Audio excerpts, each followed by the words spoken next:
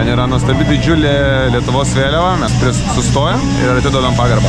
Nes dabar bus paradas. Labas vakaras. Vėliavą išeitų biškį pakelt? Nieko neleidžia. Sustotų Benas čia. Jo. Gerai, palaukit dar, kol privažiuos. Nu, ir važiuoju.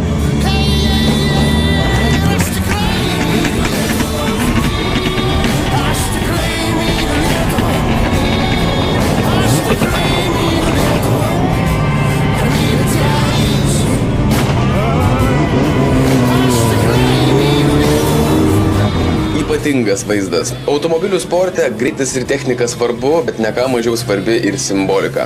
Tuo įsitikinęs štai tokio palaikymo Omane sulaukiantis Benediktas Čirba. Jo dėka Lietuva Omane vėl viena ryškiausių.